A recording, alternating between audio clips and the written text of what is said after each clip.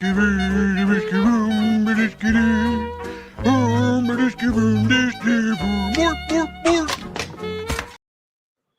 up, barbecue fam? Welcome back to the Real Barbecue Nerds podcast, the only show where smoke is thick, the meat is juicy, and the advice is as hot as your firebox at 6 a.m. on a competition day. Tonight's episode goes out to every pitmaster turned entrepreneur, or I like to call them broke dudes with brisket dreams and sauce-stained spreadsheets. We're diving into what really takes to turn that backyard barbecue hustle into a full-on business. And joining me, as always, is a man who once welded a smoker with one hand while trimming a rack of rim with the other. He's the pit builder's pit master, the titan of tanks, the guy who can eyeball a cook chamber and tell you the CFM of its draw, Frank freaking Cox. Hey, right on. Thank you for that awesome introduction, Dave. Appreciate that. Yeah. But, you know, we got the man over here. Like, we talk about people that know stuff. We got the PhD right here. Don't forget. That is correct. So this is where I think that some of my PhD, DBA in the business field truly comes into play in separating those that believe that they have outstanding barbecue because, you know, their friends and family came over and told them it's the greatest thing I ever ate. And then they want to go out and they want to invest in getting a catering rig. They're going to go spend their money on a brick and mortar place and put down 3 years of leasing money into it. And, you know, all because someone told them this is the greatest rib I've ever tasted. Oh, yeah. Yeah. So what happens is you have this thing. If you ever read a book, I read a lot of business books, and there's one book in particular that I think is training wheels for everybody that we're going to talk about tonight, and I'll recommend it highly. It's called The E-Myth Revisited by Michael Gerber. And in that book, he says entrepreneurial seizure. That's what happened when you fired your boss and you started your barbecue business. So, yeah, we'll try to just tippy toe into that. But anyway, get us on track, Dave. I think that tonight we're gonna walk through the roadmap. Whether you're slinging ribs from a tent, thinking about a food truck, or planning to launch your own line of rubs and sauces, this is the one that's for you. So first off, if you're cooking just for fun, but folks are throwing money at you, take that as market validation. But before you slap a logo on a canopy and start vending, check your local health department regulations, food handler certifications, insurance requirements. You don't want a surprise from the food inspector when you decided that you're going to cook these items at your house, and depending upon where you live, you may not be allowed to cook in your house. You might need to rent a kitchen someplace to prepare the foods. And then you need to make sure that you do have certifications of food handling so that everything is held at the proper temperature, everything is served properly, and of course, most importantly, that when you're cleaning up, especially if you have yourself a food truck, that you have the correct sinks and hygiene set up in order to be able to get a permit, or else they're going to shut you right down and you're going to get a massive fine. Yeah. Yeah, it's really important to kind of know what you're getting into, and I think that's what we're going to cover on this episode today is everything from sleepless nights and what that looks like with you know, cooking all night, serving all day, sleeping for a few minutes, hit it again. Talk about that all the way through to maybe some hacks that to help you get started, possibly with the test mode, we'll call it. Right? That's what I would call it. I completely agree. And as part of that test mode, it's about finding out about market penetration. It's about finding out what you can charge, what people are willing to pay for the food that you're serving. If you're not turning a profit, it doesn't make sense. You know, just this past weekend, I ended up outside cooking 7 pork shoulders and 8 turkey breasts for a function. That's hours. That's those pork shoulders take 8 hours. So it's not only the cost of the meats that are involved, but you have to know how to appropriately charge for your time. And a lot of people forget about that. And that really comes down to the person who's hiring you. They look at it and they go, I don't understand. How is it $15 per person? 100 people. It's $1,500 for pork shoulder and for turkey breast. So quite possibly it is. Why? Not because it costs $2 a pound for the pork. It's because of the valuation of the person that's preparing it. It's the expertise. There's a lot of other things that come to play when you're pricing your items for sale. Yeah, for sure. Yeah, so when it comes into all of that, what were we going to talk about? What was the first item there? Because I can't remember. Pricing. I think that the first thing we should go with is actually starting up. Let's go from backyard to a pop-up. Let's go real simple. Right? You're cooking in your backyard. Maybe you've got a local church function that's coming up. Maybe you even, like, Frank, you were mentioning to me earlier, you got a Super Bowl party coming up, right? Or somebody is having a party and they want to hire you. Start low, go slow. Start from that backyard cook and go from there. Yeah, so we're getting into this is probably my favorite part of it, because right now you've got a lot of passion behind your cooking. You've got a lot of people in your court that are egging you on. They've had your barbecue. Guys are like, man, could you cook for and then insert thing here. The golf course, which is always a good idea to cook for the guys at the country club. For an employee dinner, a wedding, something like that. And this is a great way to just get some of that side money. We called it she money in the pit building side of things. It's money she don't know about, but she'll know about this because you're going to be up for a really long time. So it's kind of hard to hide it. But yeah, this is a great place to get started if you just want to just churn a few extra bucks. And, there's a few hacks that you can do that'll make it easy on yourself. Some pieces of equipment even that can make it easy for you.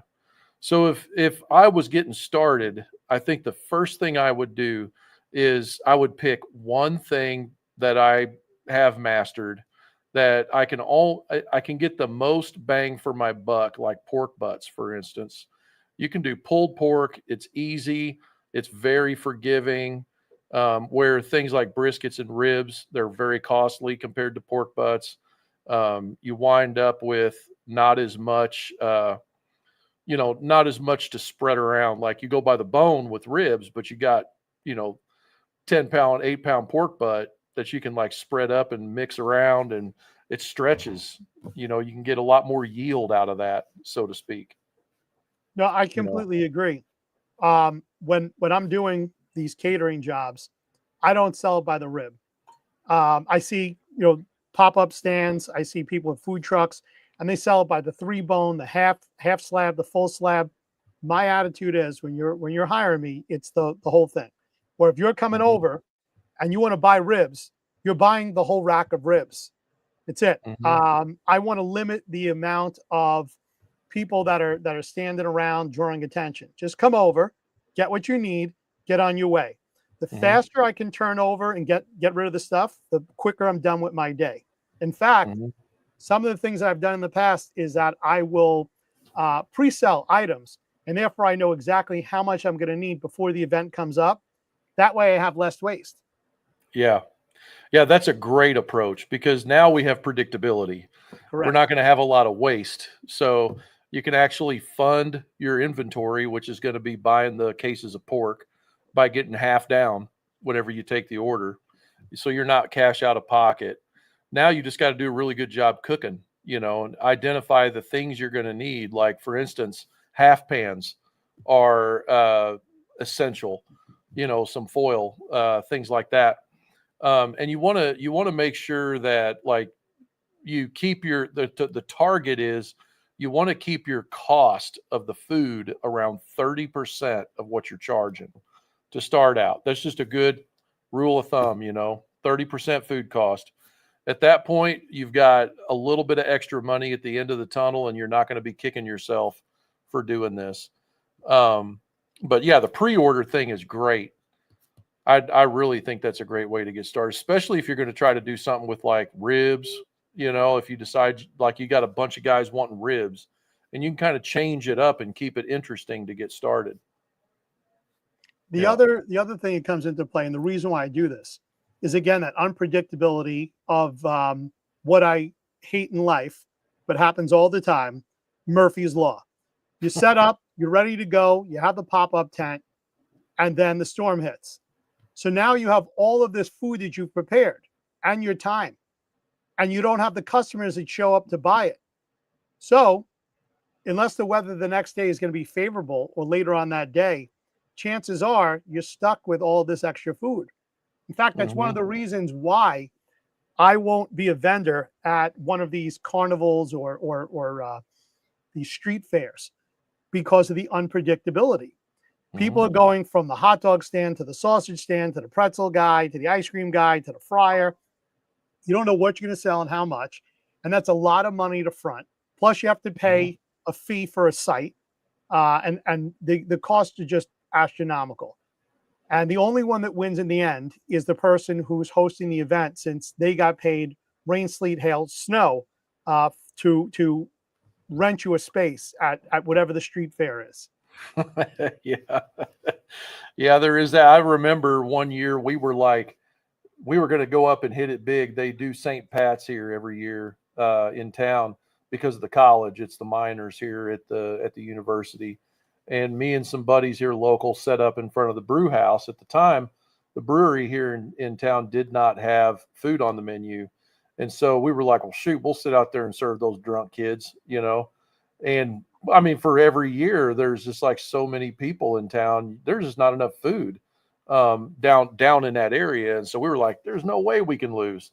Well, little did I know, my brother's church, which was a couple blocks away, was giving away free hot dogs. Where do you think all the drunk college kids went? Oh, yeah. Free hot dogs. Talk about Murphy. So we were sitting on a lot of pork. So, unpredictability. I just got to quickly give a shout out. Some of the students in my class recently found out what I do when I'm not in class with them. And they found their way into our chat function here. So I'm just going to very quickly give them their time due, because tomorrow I'm going to hear about this. I know it's coming. See, here we go, one after the other. They're getting very excited. They know that I'm here. Yeah, I'm your student. See, they're piling in. All right, kids. Awesome. The next generation of barbecue guys. These kids, they've heard about cooking, you know, whether it's a math class or something else. We tend to bring up the cost of barbecue, or if it's an English class, we talk about how to write a menu. So these are our students that are in elementary school, junior high school, and high school that are finding their ways in. So yes, they are the next generation of barbecue fanatics. And I only wish that the program that you're involved with, that you sponsor, I was able to do the same here and be able to teach these kids barbecue hands-on at their schools. So it's actually a national thing, High School Barbecue Association. And it's set up between the FFA teachers, the ag teachers, or the culinary teachers, usually in the technical school. But yeah, High School Barbecue Association. That's cool. I'll give you more info on that later on. Give a couple more shout outs here real quick, guys, if you don't mind. What's up, Ho Joe? Glad you could join us. Brother Carlton is in the house. He is one of our pro staffers for Smoke Slinger, by the way. You should go subscribe to his channel. He's getting ready to start dropping some content. What's up, Tall Beer Man? TD in the house. He's saying topic I need to hear. David here and his wife Beth, all about the big money. He knows better. Too many expenses, time, expertise, travel, blah, blah, blah, blah, blah, he says. Jason Farnham and I have talked about this topic before. Appreciate you tuning in, buddy. Bob McKinley, Mr. Trumpet. What's up, guys? Glad you're here. There we go. Eric Williams in the house too, by the way. He's also one of our pro staffers. We just talked about it yesterday. Welcome aboard, buddy. Anyway, go back. We were talking about what We were part talking were about we talking we were talking about profitability, and you had brought up basically the 3 times rule. So if it costs you 30, Yeah, then you want to 30%. charge 90. Well, 30%. Right. So I've always, in the restaurant industry and everywhere else, whenever you buy something at, say it costs $10 a pound, then you have to sell for $30 a pound. And a lot of people see that in the retail market when they go to their local grocery stores, unless there's a sale going on. Same thing when you go to the restaurant and people say, I don't understand this. Why is this steak costing me $60 on the plate? Well, there's a 3 times markup. And that's typically the industry average, but it does go up depending upon the restaurant that you're at, or the barbecue that you're cooking, and the place that you're serving. If you're at a wedding, you're going to get a whole lot more than you're going to get if you're setting up in a parking lot of a used car dealership to sell, barbecue on the weekends. Yeah. To dive into that number just a little bit, why the 30% rule, and Dave did that just perfectly there.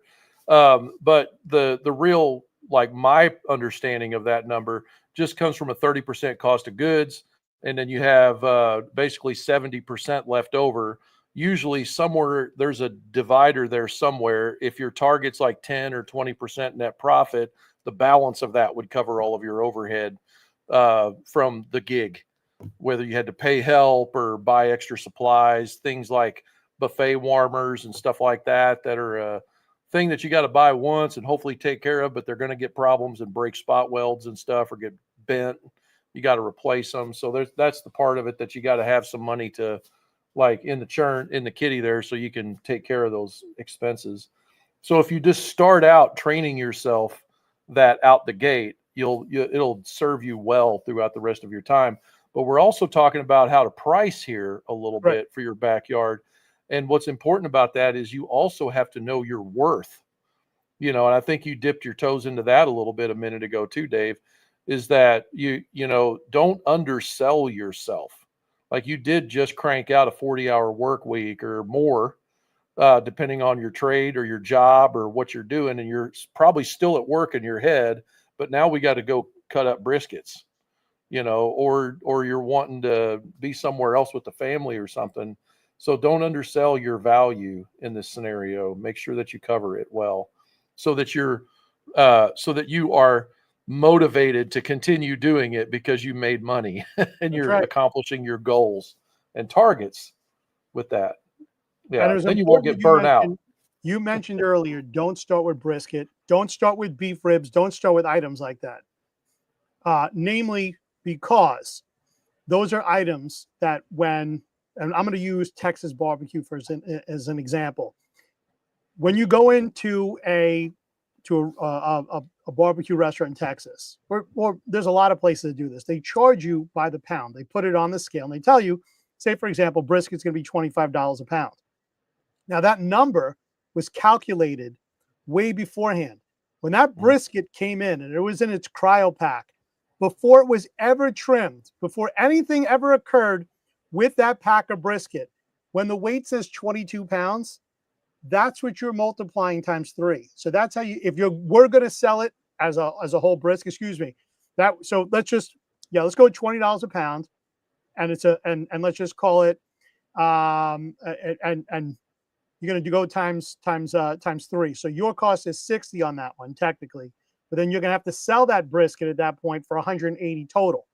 Now, when you're taking that brisket and you're now slicing it up at $25 a pound, clearly there's a whole lot more money in that, because you have the shrinkage when you cut it down and this and that.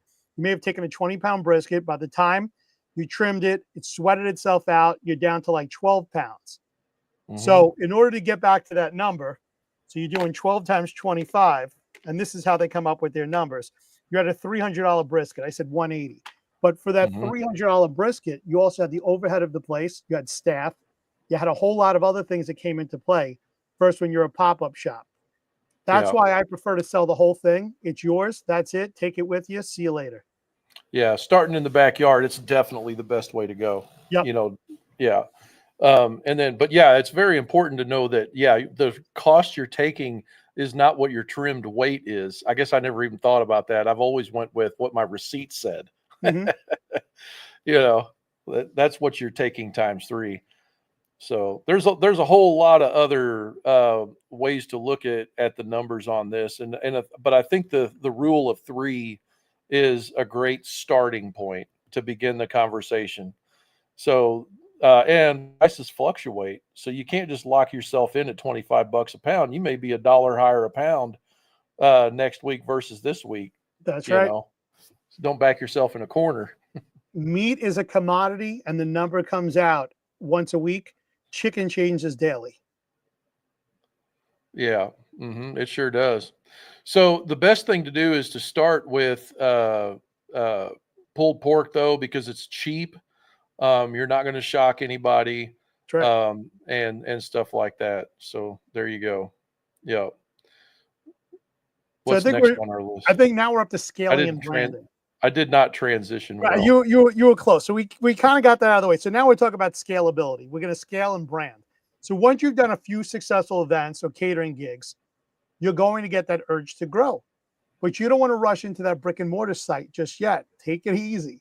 Think about the catering trailer at this point. Think about the food truck or even a ghost kitchen.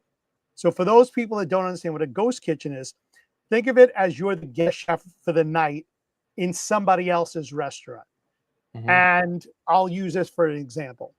If this was just typical American cuisine, American cuisine, we're talking about a place that just had, they have steaks, the fried chicken, fried shrimp, things like that, simple stuff. If you're able to get a guest spot that night and you're coming in to do some type of barbecue component that fits in together, pairing it with beers, maybe a local brewery comes in, that's a great place to work as in a ghost kitchen. Whereas when Hmm. you start getting into catering trailers and food trucks, you're talking some type of investment here. You need to have the vehicle. You need to be able to outfit this vehicle. There's more insurance on that. And certainly now we're getting into health department food regulations. Hmm. You need, in a lot of cases, they want to see that you have the proper sinks. You have a wash down sink. You have a cleaning sink. You have Hmm. a place for hot water, for gray water. There's a lot of things that come into play. Um, and I would think that in most cases, you're looking at could be a $75,000 startup fee. So you better know Yeah. what you're doing before you go out to the bank. And of course, before you go to the bank, Hmm. they're going to want to see that you have some type of history of money in and money out, that you're established before they go and give you a loan for $75,000 so that you can Yeah. go get your catering rig. Yeah. So what I did when I started my food truck, and I think there's a lot of guys, because I had it running for not a very long time, but we did cook quite a lot of barbecue. Me and my buddy Polar Bear. This is circa 2013 or 2012, 2013, I believe. Um, what we did is I had an enclosed trailer that was just a utility trailer. It's a 24-foot with an 8-foot ceiling. And we just went out and I figured out like what are the bare essentials for what's called a mobile food vending permit. And it was a temporary mobile food vending permit is what it was called. So that means it was like $75 for the permit through the health department, which we're going to get into that later in the deal.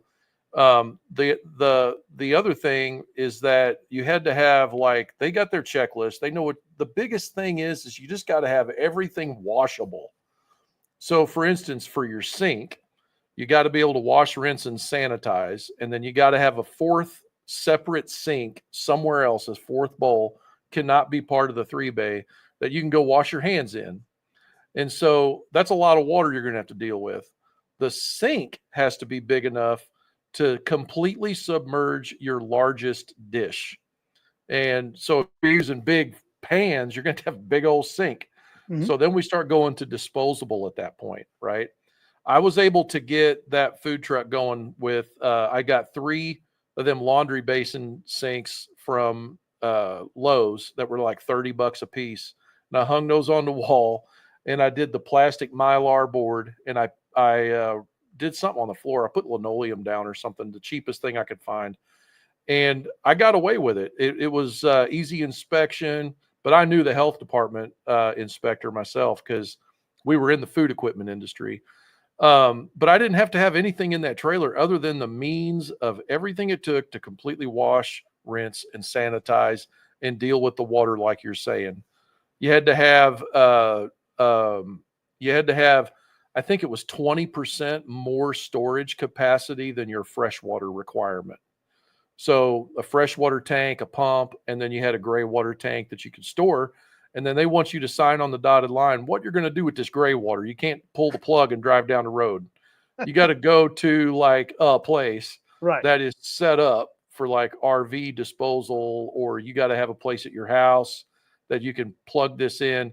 You cannot dump it in the city septic somewhere because they want to make sure you have a grease trap if you're doing that. So someplace that's pumped out is Yep. very important, Yep. like an RV station or something. Exactly. That's what I was thinking. Yeah. Yeah. Hojo says Frank dropped a couple hundreds on the ground during the inspection. No, Sheila was awesome, man. She was the best health inspector this town ever had, man. And we went around and around and around in a lot of kitchens, me and her, over like Applebee's and all the different restaurants here in town. We'd be in there working on stuff. So I got to know her pretty good from just being at work, and fixing all this stuff. But that helps, like, because the health inspectors, they're a temperamental bunch. Don't make them mad. Like, it'll be the worst decision you ever did to make them mad. Bad deal. Anyway, go ahead, Dave. No, I'm I was getting going off to say, but part of that is the fruit flies. Depending upon where you are in the country, flies. the humidity, the weather, all these things, you have different bugs and creatures. When we're down in Texas, you pointed this out to me. There's all these things that are looking to bite you and sting you and everything else. So Stingers and teeth, dude. Yeah. Fruit flies are one thing. They're annoying, those little gnats, and there's ways to eliminate those. But some of these other creatures, when they find their ways in, that's a problem. And if the health inspector, and look, growing up in New York City, if you've ever seen a kitchen in some of these fancy restaurants, there's quite a few droppings, and they see those things. There's a certain percentage you can get away with, and then you're in big trouble. Yeah. Yep. So I think if we were making a checklist of how to get started, we covered earlier in the episode. Correct. We covered start in your backyard for buddies, do Super Bowl parties or pre-orders, right? Right. Yeah. And the second thing was, when you have the entrepreneurial seizure, know what you're getting yourself into. Rule of thirds, right? Just to kind of keep everybody on track. And then the next thing is if you decide that you're going to go even bigger, we're talking about health department. Did I miss anything? Health department, and making sure that you're, and it's either by municipality in Missouri. Every state's different. It all goes at the municipality. So the city level, then the city level trumps everybody, then the county, then the state. And the state has the base rule, and then the federal, which is serve safe and stuff, Correct. Yeah. And then don't forget, at this point, you got to start branding yourself. That's what we were supposed to talk about. Yeah, this is when, for example, you should definitely get yourself a logo, a website, start up those social media handles, and make those trays Instagram worthy, just like my friend TD does all the time. That guy's a champion when it comes to that. And of course, you want your customers to become your pro team. That when they're coming in, they're taking pictures on their phones and they're sharing that. Social media in this beginning phase is invaluable. So have your customers post reviews, share behind the scenes content, ask them to tag you in their barbecue pictures, and do whatever it takes in order to go viral, so that when you're showing up, say with a food truck, that people know that you're that guy that everyone's been talking about. Yeah. That's very important on a local basis for sure. If you're gonna go anywhere with this, don't try to conquer like Instagram, just broadly, but you should definitely post on Instagram, because you're going to get more attention that way. Especially if you're able to tag like the local area chamber of commerce, other businesses and stuff, whatever you're doing. You keep it local as you possibly can. I think Facebook is a little better for that, personally. And then with your branding and stuff like that, don't get too creative in the logo. I don't think. Keep it as simple and easy to recognize as possible, and make it mean something local to where you're at. I think something that everybody's going to be. They're going to know you're a hometown guy. I think Right. that's important vibe for that. It's definitely important to be known not as the guy that sells ribs, but Mhm. rather that's the guy from Smoke Slinger Barbecue. Yeah, the local guy. Yeah, Yeah, yeah. That from the whatever the brand is established local. I exactly. think. Yeah, yeah, yeah. That's very important. Hmm.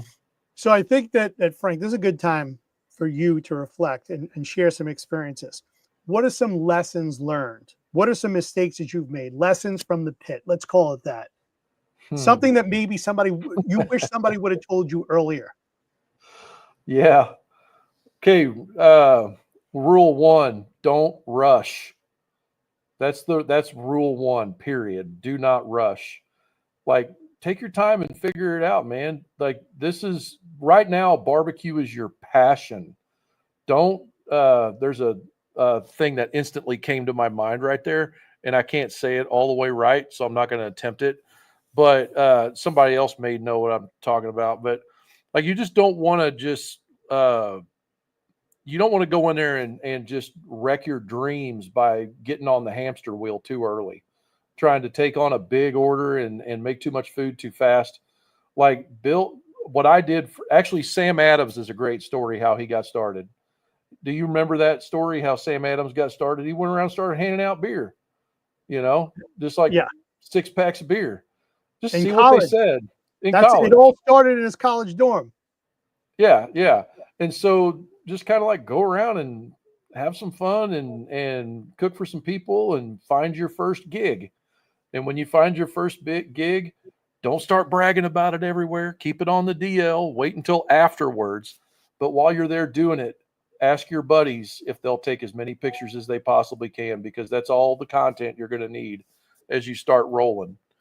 And as you start getting that content and curating that stuff, when it's time to start publishing about what you've been doing, now you have a record of what you've been doing, and you can start to post that content. So that's rule one: is don't get in a hurry and take your time, slow down, smell the roses, have fun, build those memories, things like that. The second thing I wish that somebody would have told me earlier, because I went into this thing from the food equipment industry. So I felt like I knew everything there was to know. I had already been in business for, I don't know, a good 10 years before I tried it.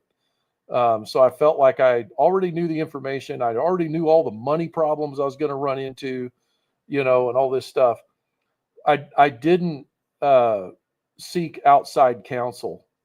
I should have went to somebody that was doing what I'm doing, what I wanted to do, and just picked their brain for a minute and sat down and been like, "Hey, man, what was your experience with this?" Because I went too big too fast, Mm. is what I did. I basically spun the roulette wheel, took the capital I had, and started buying a bunch of meat. Is what I did. I didn't stop and figure out who's going to buy this crap and where should I set up. So, like, it was brainless. If I would have asked the guy, if I would have found a mentor or somebody to talk to, I could have probably figured out, like, look, location, location, location. I would have figured that out. That's it. It's always about that. No matter what game you're in, it's about the location. And I'll tell you, you're 100% correct. I've seen folks go all in on a smoker, but they forget to buy enough cutting boards. They forget knives, gloves, warming boxes. You need to know your flow, your prep, your cook, your Yeah, serve, and repeat. And that's why I keep definitely. stressing this thing. When you're a brick and mortar operation, you can serve things by the pound, you can serve it by the rib. But in the beginning, keep your costs down. If you don't have to start buying paper plates and napkins and forks and everything else, if they're taking it from you to go, those are expenses that you don't have. When you Mhm. can pre-sell these things beforehand, like you were mentioning, you're buying all this meat, you know just how much you need. And no matter what the weather is, they're going to come get it from you because they bought Mm. it ahead of time, or they Yep. they ordered it and now they're obligated to come pick it up. Yeah, and I can remember the more days I cooked, I tried to stay ahead of that Hmm. crowd with inventory because my expectations were so high because my food was so great and I thought I knew everything I was doing.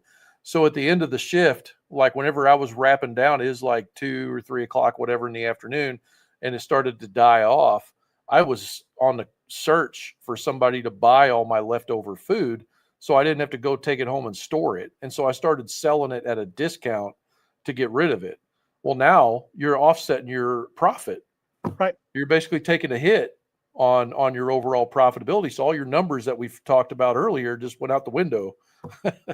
Now you're not profitable. Congratulations, So there is one more thing that I wish somebody would have told me early on. I had it just a second ago. Um, oh, I had to come back to it because I just spaced it. It was But very big. what you just did though is you helped to bridge into the next segment. Okay, Business infrastructure, what you really need to know to start. there you You, go. you, It'll you come back. again, we have that connection here. So breaking down the real backbone of any barbecue business, it comes down to operations. It's not just about cooking great meat. It's logistics, storage, scheduling, equipment maintenance, and customer service.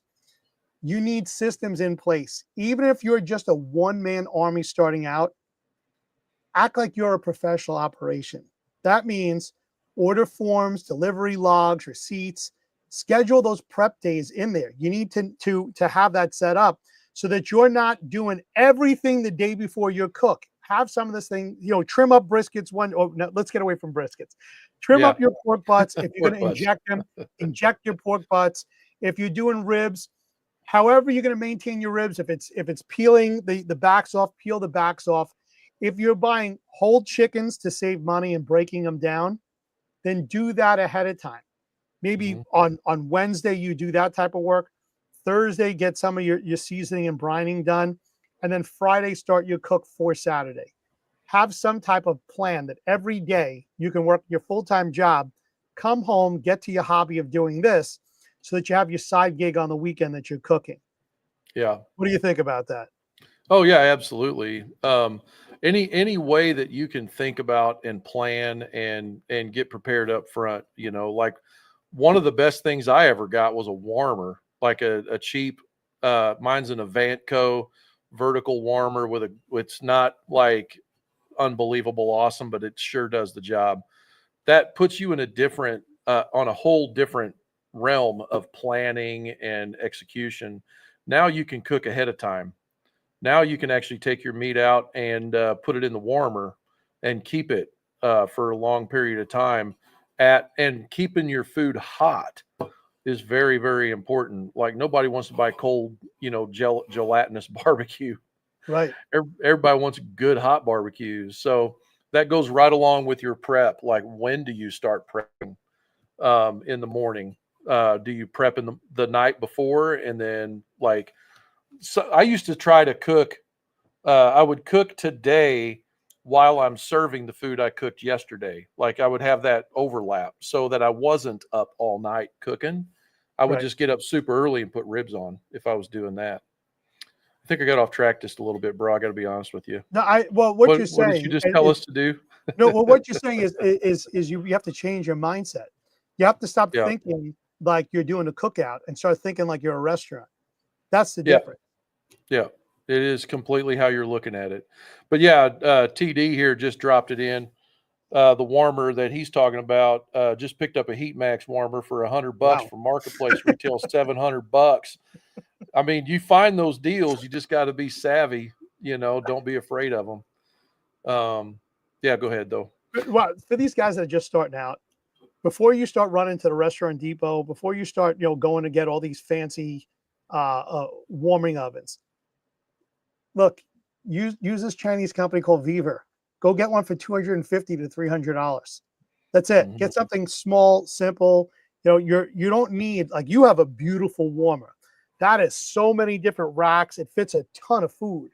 But for someone who's first starting off, they may not have a cooker that has the capacity to be able to cook that much food in order to have that much storage. Now, if you're doing the overlap that you're talking about. You might have started cooking on Thursday into Friday because you're going to be serving Saturday. So now Friday into Saturday, you've got another cook going in order to get into Sunday. So Yeah. that's where having the type of warming oven that you have comes into play, because the other thing that you do is you put the date that whatever you prepared, that date goes on there. So you know this is Thursday's food, this is Friday's food, this is Saturday's food. That way, when you run out of Thursdays, you're not reaching into Fridays because you need that Yeah. for the next day. But by the time Sunday comes around, it's a food bonanza. You need to get rid of it, unless here comes the caveat. Here's a pro tip: you have yourself either chamber vac or some other type of vacuum system where you can take the foods that you have, vacuum seal them, put them away in your deep freezer, and then you have extras for those other days where you're going to run low. Don't let, or else you're throwing it in the trash. If it goes in the trash, you lost it completely. You know, something I did not realize, I didn't realize this until just recently, is that there is a whole nother set of regulations about if you're already a permitted outfit and you are serving the public, um, dip your toe into the whole vacuum sealing thing a little lightly, because I found out there's a whole nother set of food safe regulations just for vacuum saving. Like if I was doing a bunch of pork butts for a wedding, I'm by God going to cook those things the week before, and I'm going to cool them things down. I'm going to put them in the food saver bags, vacuum it. I'm going to chill them things down as fast as I can and get them probably in the freezer is where I'm going to put them until next week. Nobody's going to know any different. I'm going to thaw them out. Then I'm going to retherm those things either with a sous vide, or we're going to do the pot of water trick, keep it below boiling, retherm about 30 minutes, stir, check, done, zip the bag open. It is exactly like it came off the pit, right? Right. But I think you can do that in a restaurant, but you cannot sell the vacuum packaged food unless you have certain permits. It's a I don't know what it exactly is, but there's like some regulations I found out about.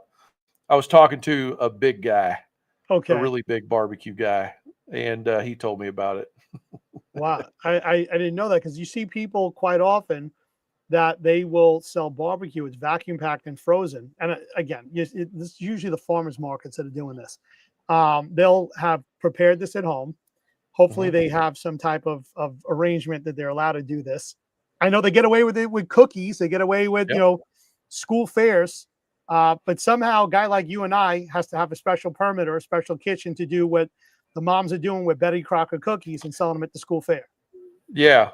Yeah. I was shocked. I couldn't believe it. So, but yeah, you just got to know the code, man. When you go into it for money, it changes everything. That's the way it is. So I would think that if you're going to start off, some of the things that you should have is probably a commercial grade cooler or fridge. yeah. Some type of food safe storage, bins and racks. It's very easy to go get yourself some busing tubs. Those work out great. A prep table, NSF, if you're going to sell commercially, that's a must have. Chafing trays or hot boxes to keep the food at the correct temperature. You can eat this. There's those new styrofoam containers that are real reliable. They fold down and they work extremely well as compared to going to buy all these igloo coolers and filling those up. Then you definitely, depending upon where you are and if you need power, you should probably have a generator, especially if you're doing any type of vending that goes into the night, or you're setting up and you need electricity on the spot for other items that you have. Digital thermometers for every type of protein. You need to make sure that you're at the correct holding temperature. Again, the food inspector comes in, they're going to want to see what the holding temperature is in all the items. I believe that you said you like to hold it about 160, which is 10 degrees higher than what the cutoff is at 150. Yeah. So the no zone is any temperature in between 40 and 140 for more than 4 hours. If 4 hours, you got to toss it at the 4 hour mark. So yeah, 150 is like considered well into the above 140 number.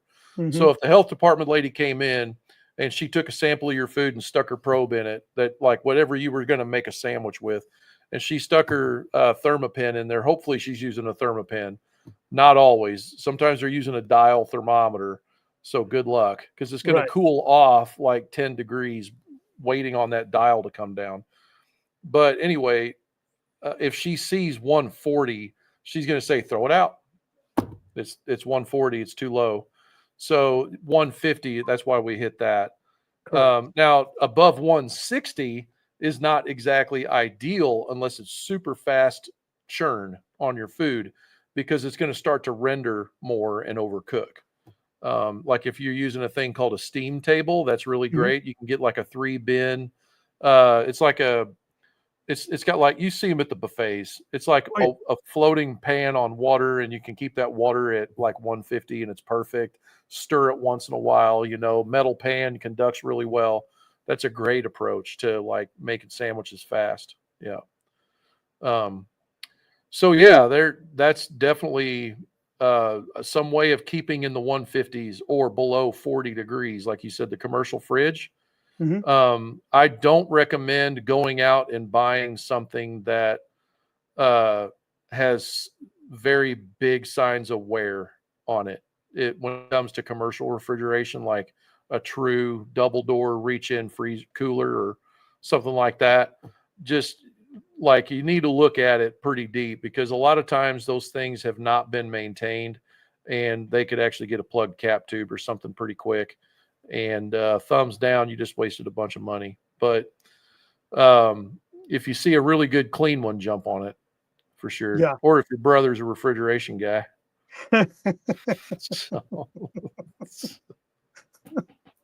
So I think we're up to with all these items that we're talking about, is real world startup cost, and what it's really going to cost you, because it's going to add up quick. So if you're going to say go with that pop-up route first, some things you're going to need. Obviously, the first thing is you're going to need some type of smoker. Whether you're going to get an offset, a direct heat, a cabinet smoker, that's up to you. But you have to realize that you're looking at an average cost of about $4,000 just on one of those. And I say an average because you have those that come in at the $2,000 range, and you have those that are at the $8,000 range. And then you have those that run out, and they think that they have to go get immediately a 1,000-gallon offset, custom built on a double axle trailer with all the bells and whistles, and because that's what they see. That's what you need. If you're going to start up, you can't go small, because when you watch your YouTube videos, everybody down there in Texas in their barbecue restaurant, they don't have one; they've got 2 or 3 of these 1,000-gallon. So if you're small, you got to start with the first 1,000-gallon. Yeah. Definitely. On the smoker thing, that is the thing that we think is going to make everybody come to our place. And we got to realize that we're the pitmaster, right? The guy that's coming to eat my barbecue probably just ate Always Save preheated barbecue last night for dinner. And he's like, well, a real barbecue place. Like, so we always said you have to serve your best average barbecue. And the average in this scenario is, what are they getting now? The average of that, what's available where I'm at. If you're up north, like you're not in Texas, it's highly unlikely that they're getting really great barbecue somewhere, unless your area is known for it for some reason. So, use that as a catalyst to like begin your planning, like go eat barbecue around the place and figure out what's called a minimum viable product. Not that you're trying to cheapen it down, but you also don't want to dive in the deep end and drown before knowing how to swim. So just see if you can do better barbecue than what they got now, and use that to decide what kind of cooker you need. And also your capacity. How much food do you realistically need to serve in order to be profitable? I don't know. Like there's a whole nother conversation there, Dave. I don't want to jump ahead. I think that you need enough that you can comfortably serve it, and you're not stuck there all day. And that's why a lot of these barbecue joints, they will serve until they run out. And people line up at 5 o'clock in the morning for a barbecue joint that opens at 10 and shuts at 3. And the way that works is, these guys know they had to prep so many days ahead of time. That was time invested. And they want to sell everything they have as quick as possible to be able to, that's it. Close up, go to bed. We're done. Yeah. Clean up and we're done. But going back to going from the backyard to the pop-up mentality. So now you got your smoker, you're ready to start. Well, you still need to go get canopies. You can go to get a canopy at Walmart. You go get a canopy at Academy Sports, at Dick's Sporting Goods. Plenty of place to get canopies. But these canopies can run you anywhere between $300 to $1,000, depending upon the quality, and depending upon whether or not you're going to get fancy, put your logo on there, put side curtains on. Are you starting with a 10 by 10, 10 by 15, one of these giant wedding deals that have like triple peaks on them, as fancy as you want to get? Then we get into, if you're going to be able to serve, because unlike some people who have a stainless steel table, hint, hint, the rest of us have folding tables. So that you have to go get these folding tables easily, things that you can go get at a Walmart again, at a Sam's Club. Great stuff that you can probably pick up for $70 a folding table, but you're going to need more than one. So let's say that you start off with 3. So you're $210 there. And the better the folding table, the more expensive it's going to get. Then you have obviously the serving utensils and things like that. If you're going with plastic, just like you mentioned with the aluminum tins, at the end of the day, you toss them, you're done. Then you've got the coolers. Cambros are big money. So that's why I was mentioning. Now they have a lot of these styrofoam deals that you can use, but they're not going to last very long. They're good for a couple of gigs, and that's it. So once you start with Cambros and coolers, you're in the $500 to $1,000 range. Yeah. And if you're going to get a generator, because you need power, right? Even if you get one of these little quiet Honda deals, you're looking at a $600 to $1,200 investment in one of those, because you're not coming in with a diesel generator. And you're not coming in one of these noisy things that the whole time people hear, boom, boom, boom, boom, boom, boom, boom. You want to talk to the people. You want to hear the feedback, and they're taking pictures and video. So you need a quiet generator. Yeah. Then we get into the next part. You need a license. You need a permit. You need insurance. That's another $500 to $2,500 right there, depending upon who's looking for grease money. And then you need your initial inventory, right? Yeah. Yeah. Surprise. You're in for another $1,000 right there, easily. And then finally, now we get to all the little signs you're going to put up and things that brand yourself. Cheapest way to go about this is stickers. Just go find a good printer that's stickers and put your stickers on everything. Put your stickers on the cup. Put the stickers on the tin foil when it's wrapped up. Give stickers away. Give his stickers away. Just sticker everything up, because logo and signage, all this marketing stuff, it starts to add up. Those pull-up banners, or those I don't know what you call it, but they have a fan at the bottom and the guy flaps around in the wind. Yeah. Right? All these type of things add up. That's like another $500 there per unit. Right. Yeah. So that would be the pop-up scenario. Pop-up. Yeah. So now we're dipping our toe into the water with like what you need, like what it looks like to break into like actually doing this regularly, instead of just like a once in a while temporary thing.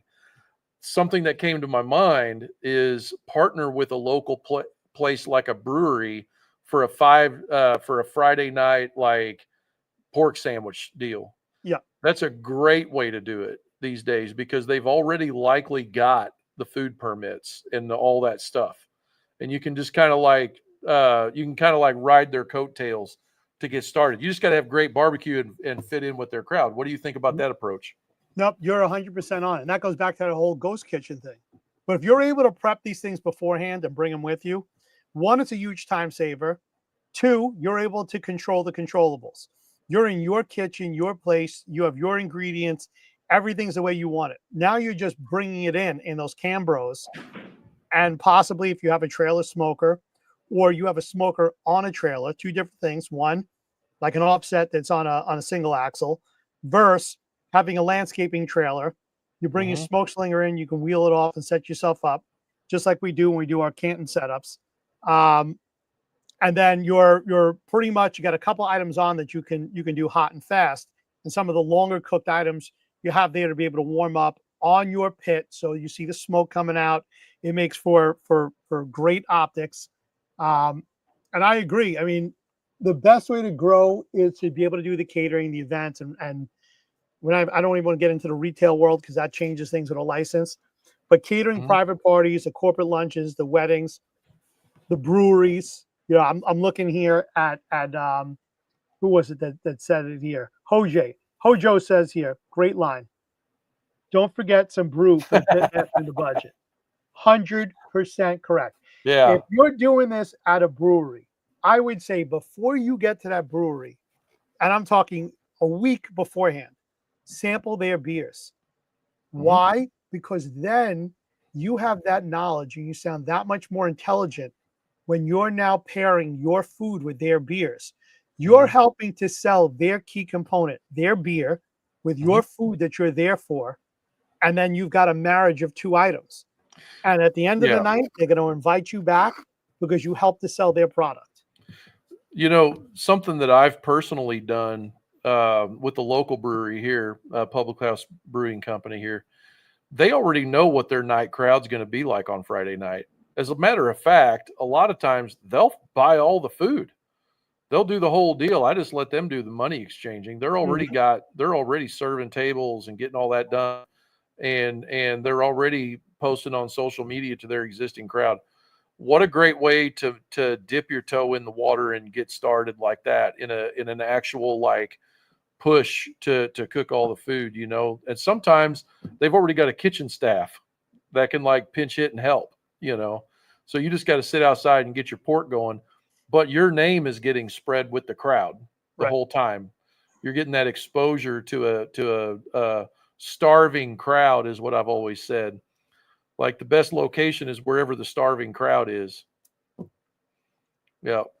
So that's how I would segue with everything you said, and then this I would segue into how to get started locally to get some attention before you do that food truck, and then Correct. you can do what Carter said by sticking some of that money aside if you can work out a good deal with them guys. If they're absorbing all the cost to get you started, you're going to get real hands-on on the job education of how to wash, rinse, sanitize, and stay healthy and do what they're doing and learn some terminology if you don't know it and be prepared for what it's going to take to do it whenever it's time to get started. So Hmm. I want to answer TD's question because this is an important one. We keep talking about making money at an event, but we're not talking about Talk how about you making the collect the money. money. Yeah. So he says you then have to figure out, TD saying here, you have to figure out how you're going to accept payment. That alone can play a part in overall cost depending upon what the company charges per transaction. Now, TD, I Great don't take thing. checks. So when I do this, most of the time it's cash, and it's understood. Now you do get people that come over because unfortunately we now live in a society where people don't trust those that are operating their business, and they think they're always going to get robbed. Or there's other deals that are going on with the credit card companies where the credit card company takes 2.5% per transaction to do a swipe or to do a dip of your card with the chip, or now you just tap it. So what they do is they charge an additional fee on top, usually something nominal. They tell you it is a 3% transaction fee. Why? Because they believe they're losing money. The way that I see it is it's the cost of doing business. It's a pleasure to be able to go out there and to be able to have people purchase from me. So I'll eat the 2.5%. I'm not charging people more. But again, most of the time everything is cash transactions. Similar to a pizzeria.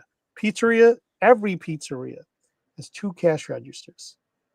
One, one is for all the cash that goes into the register. The other one is for the larger orders where people come in and they're buying a whole bunch of pizza and they're loading up on soda and everything else and trays of pasta. Then they take the credit card. And it's amazing. And this is with a lot of businesses, smaller businesses like the pizzerias, cash businesses. They all report that they're making under, say, 50,000 to 100,000 a year. But then they've got that Lamborghini at home and they've got that Sure. multi-million-dollar house, all on flour, tomatoes, salt, cheese, cheap ingredients. But they're making a fortune on the cash. And it's not that I'm saying not to pay taxes. But when you're first starting off, it's good to have cash flow because cash is king. Absolutely.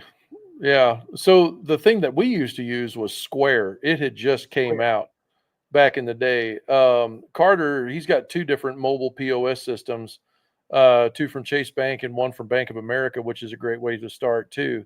The one though that I was using with Square was pretty easy to set up, and you could do it on your phone or your iPad. I think we did it on the iPad, and it made your window time shorter. Window time is the amount of time that an order is waiting to Right. get to the customer, right? So if you can get that order in the customer's hands as fast as you possibly can, that then you're going to make more money because you're going to be able to serve more customers and the wait time's less, right? So for me, that worked out really well. And what I always say is, instead of scaring people off with telling them you have a fee that you charge for credit cards, just increase the amount of money you're charging above what you have to operate. So, Right. and usually I try to do it in zeros at the very end of it. I try not to have like weird numbers and change that shows up, which another part of this is also taxes.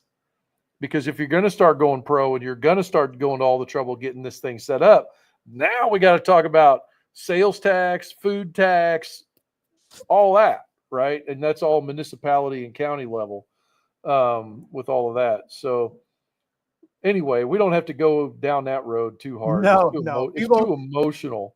yeah. But if you want to go pro, my opinion is it's always better to start out under someone else's protective umbrella and kind of get a feel for everything, and then you can figure out like, oh, this is what it costs to do this from their perspective. Like Josh here at the brew house is awesome. He'll teach you anything you want to know, you know Yeah. so That's a big word of wisdom. Before you go and open up a business, work for somebody else and get to know the business inside and out. It's the best way to be successful. yeah. Yeah, and then you got all kinds of other layers. Like, we're skipping so much. You could have a whole nother episode with all the stuff that just came into my head. So, Well, I'm sure uh, branding comes into mind. It's not like you need to go out there and get like a Super Bowl ad and get crazy, but you do need to have a clean brand, great photos, and consistency, and whatever the images are, things that attract others to your brand. So, I'm looking here. Bob McKinley mentioned that he was a photographer. It makes sense to invest in a good photographer who comes out, frames all the photos the right way, has the right lenses. And these days, with the software that's available, a guy like Bob can go in and fine tune and edit things behind the scenes and make these things look crisp and perfect, even when they're not.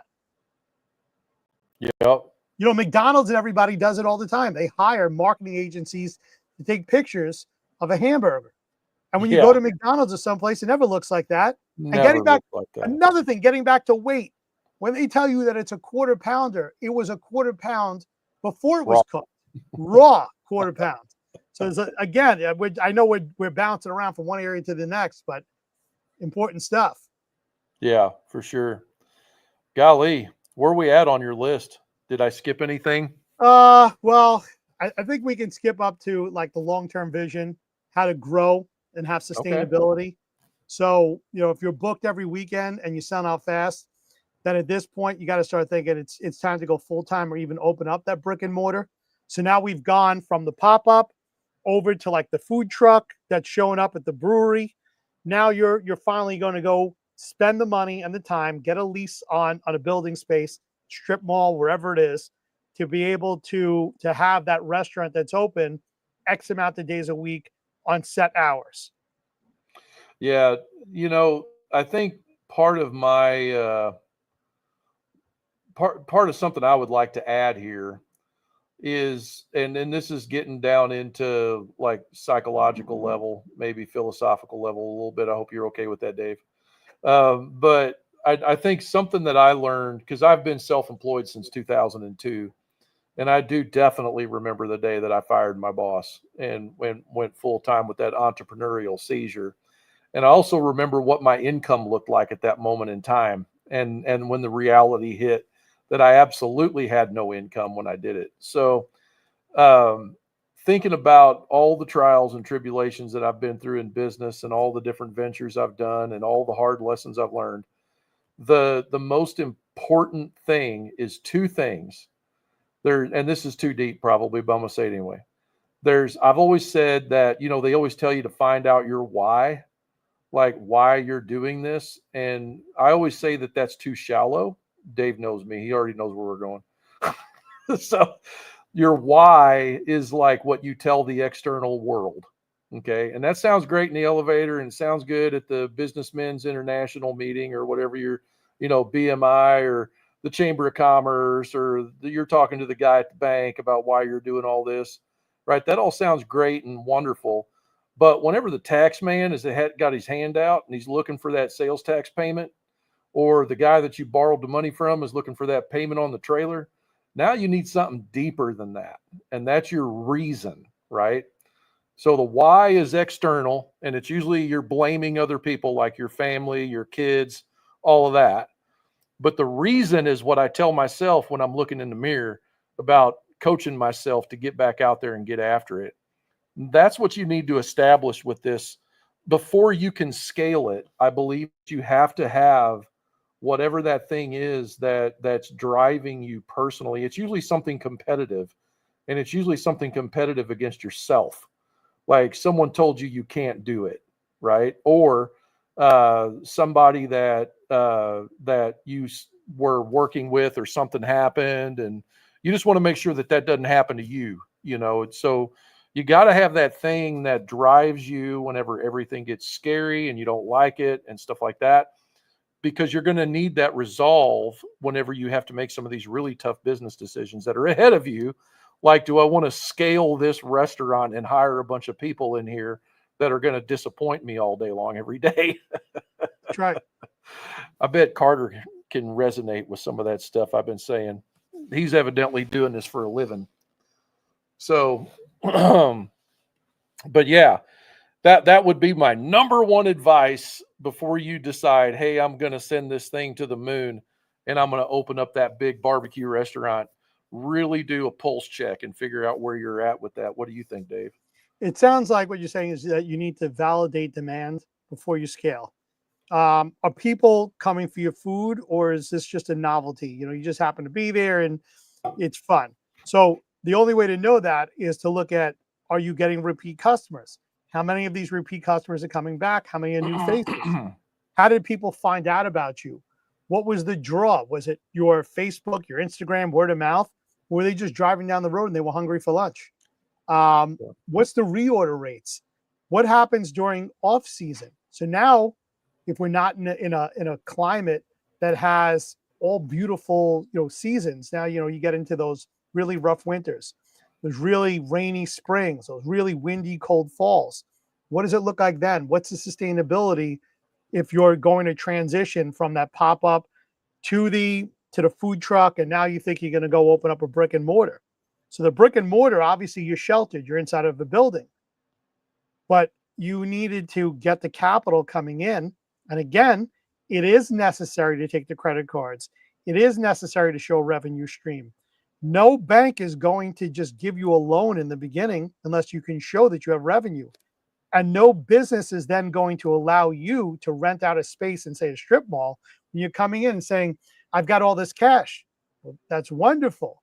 But you need to be able to, in certain instances, be able to use credit. And if you're not credit worthy because you don't show any money coming in, you're not paying taxes on the money, it's not reportable income, then you don't have a modality to be able to get additional capital and leverage that.